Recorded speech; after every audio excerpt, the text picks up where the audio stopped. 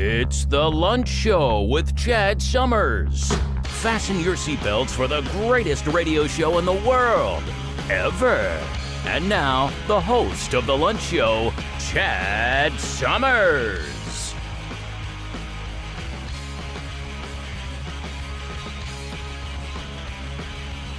All right. Welcome to the Lunch Show, everybody. My name is Chad Summers. I am your host. Today is October 10th, 2023. A lot of stuff going on in the world. We got two wars now in this world of ours.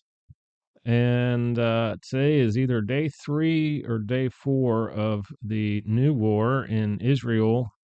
It's actually in Hamas now, or not Hamas, but Gaza. Man, these images I'm seeing from Gaza are absolutely crazy. Like, buildings literally turn to a pile of rubble. It's just crazy. Like, they're going to town on Palestine and Hamas and Gaza, whatever, all of those. But that is a story for later in the episode. Let's get into the birthdays. Mario Lopez is 49. Dan Stevens is 40. He was in Downton Abbey. He was the blonde-haired feller that ended up crashing his little convertible on a windy road. Pretty good actor. I've watched that series. Yep. No, Dale Earnhardt Jr., 48. He is retired. Brett Favre is 53, also retired. David Lee Roth, 68. Wow, I thought he was older than that. Like, he's not looking too great in photos now. I mean, but I will say he is one of my childhood idols, no doubt. And Gavin Newsom, 55, should retire. All right, let's get into also on this day in history. 1845, the U.S. Naval Academy was founded in Annapolis, Maryland. 1979, Gretzky made his NHL debut with the Oilers. 1970, Fiji gained independence from Great Britain. My God, Great Britain had their hands in every piece of real estate, didn't they? Holy cow. Let's get into the news in a second. Before we do that, I just want to say you can always email me at chadslunchshow@gmail.com. We've got new episodes every Tuesday and Friday. Don't miss those. We will become a full-on TV show Monday through Friday type deal, but we're not there yet, so we need your support. And do all the things to support us, like subscribe. All right, we've got breaking news. This one from Newsmax. Israel pounds Gaza with fiercest airstrikes ever, says border is secured. All right. We are not going into, this is not an opinionated segment here, so we're not going to do any of that. We're just going to give you the stats and just let you know where Israel's at in this war, trying to defend their land. So Israel has drafted 300,000 reservists to help the war effort. Airstrikes on Gaza have killed 770 Palestinians and injured 4,000. Israel's death toll from Hamas invasion has surpassed 800.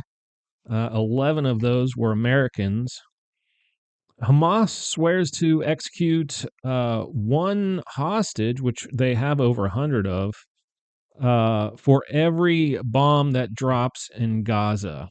And I remember on Fox News seeing a quote by Netanyahu that read, "We have only started."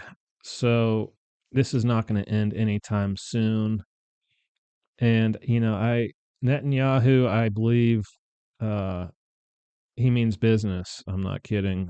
So it's not good for anybody over there. We've got one here from Newsweek. This kind of follows up on a story I found last week about getting off your duff. I lost 175 pounds at 63 by doing two simple things. And here were the two things. One, he reduced sugar. And two, he increased his steps per day. I'm sure he's got one of those, what is it, a Fitbit or whatever. But yeah, just a little arm wrist thing that counts your footsteps per day. And he said increasing it, stepping it up, increasing it he lost like 5 pounds in a week just by increasing the number of steps per day. So yeah, that backs up last week's story about walking and getting off your ass. All right, we got one here from TMZ. Today's episode's a little bit short. Got a lot going on. Santa Monica Pier man makes bomb threat and climbs Ferris wheel, gets arrested. Oh my God. What kind of narcotics is this guy on? He basically just started yelling things and claimed he had a bomb and climbed up the Ferris wheel and was like halfway up.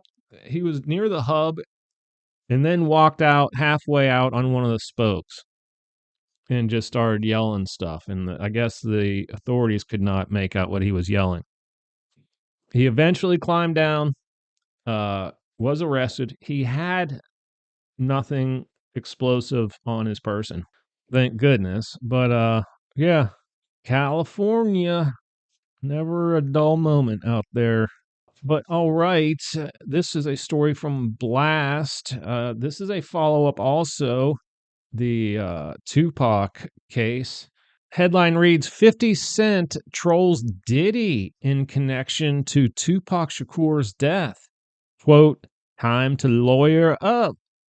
All right, rapper 50 Cent just name-dropped Diddy in connection to hip-hop legend Tupac Shakur's death and the arrest of his murder suspect, Dwayne Keith, quote, Keffy D. Davis. That's right, folks.